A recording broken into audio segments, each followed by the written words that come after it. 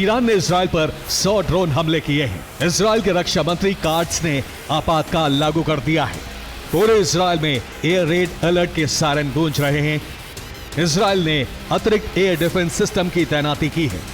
America ने अपने राजनयिकों को शेल्टर में जाने की सलाह दी है। जॉर्डन, मिस्र, कतर, यूएई स्पेशल अलर्ट पर हैं। ईरान पर हमला करने के लिए इजरायली जेट्स ने उड़ान भरी और इस ऑपरेशन में जॉर्डन, सीरिया और इराक के एयर स्पेस का इस्तेमाल किया गया। युद्धग्रस्त देश जो इस वक्त है, युद्ध से लगातार जो जूझ रहा है देश, सीरिया और इराक के एयर स्पेस डिफेंस सिस्टम से सुरक्षित नहीं है, लेकिन जॉर्डन के एयर स्पेस से इजरायली जेट के गुजरने का मतलब ये है कि जॉर्डन भी इस ऑपरेशन में शामिल था। उसे अमेरिका से आदेश मिले थे, लेकिन वो इजराइल को एयर स्पेस का इस्तेमाल मिड एयर रिफ्यूलिंग और हमलों के लिए करने दे।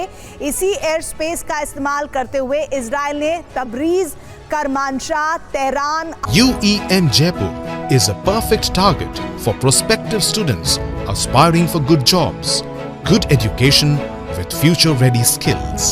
अराक, नतांज और इस्फहान पर हमले किए। इसमें 4 न्यूक्लियर प्रोग्राम से जुड़ी साइट्स हैं जहां भीषण नुकसान हुआ। पहला विकल्प है कामिकाज़े ड्रोन हमले। ईरान के पास 2000 किलोमीटर से ज्यादा रेंज वाले कामिकाज़े ड्रोन हैं। इजरायली डिफेंस सिस्टम को एंगेज करने के लिए स्वार्म ड्रोन हमले किए जा सकते हैं। दूसरा विकल्प है बैलिस्टिक मिसाइल हमले।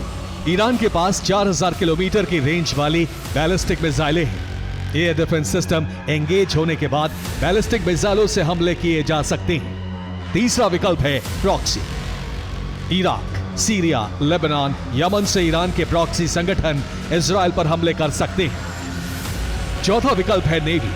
ईरान अपने ड्रोन कैरियर और डिस्ट्रॉयर्स को लाल सागर में इजराइल के करीब तैनात करके वहां से ड्रोन और मिसाइल हमले कर सकता है। सवाल यह है कि ईरान के टारगेट क्या हो सकते हैं, तो इसका जवाब है ईरान इजराइल के एटॉमिक ठिकानों पर हमला कर सकता है। नेगेव रेगिस्तान में ईरान दिमोना परमाणु संयंत्र पर हमला कर सकता है। इजराइल के मुख्य एयरबेस और मिसाइल बेस ईरान के टारगेट हो सकते हैं। तेल अवीव में हाई प्रोफाइल लीडर्स के ठिकानों पर हमले हो सकते हैं। ऑपरेशन 2 प्रॉमिस में ईरान ने इजराइल पर बैलिस्टिक मिसाइल हमले किए थे। तब सऊदी अरब, जॉर्डन और यूएई ने इन मिसाइलों को ट्रैक करने में मदद दी थी। मार्च के महीने में इजराइल की सुरक्षा के लिए अमेरिका ने हिंद महासागर के डिएगो गार्सिया बेस पर B-2 बॉम्बर तैनात किए थे। हिंद महासागर का Diego Garcia base United kingdom का मिलिट्री ठिकाना और इसकी दूरी ईरान से करीब 4000 किलोमीटर है। B-2 बॉम्बर्स के अलावा इस बेस पर मिड एयर रिफ्यूलिंग और कार्गो प्लेन भी तैनात हैं। अगर ईरान ने इजराइल पर हमले किए तो यहाँ से ईरानी परमाणु संयंत्रों और ईरान के बड़े शहरों पर बॉम्बर्स से हमले किए जा सकते हैं। मिडिल ईस्ट में करीब 60 जगहों पर अमेरिकी सेना की मौजूदगी है।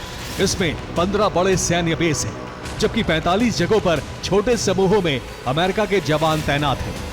इसमें मिस्र से लेकर जॉर्डन, तुर्की, सीरिया, इराक, कुवैत, सऊदी अरब, बहरीन, कतर, यूएई और ओमान शामिल हैं। लेकिन ये सभी सैन्य बेस या ठिकाने ईरान की सरहद से 2000 किलोमीटर के अंदर मौजूद हैं। यानी अरब में मौजूद अमेरिका का हर बेस ईरान की रेंज में है।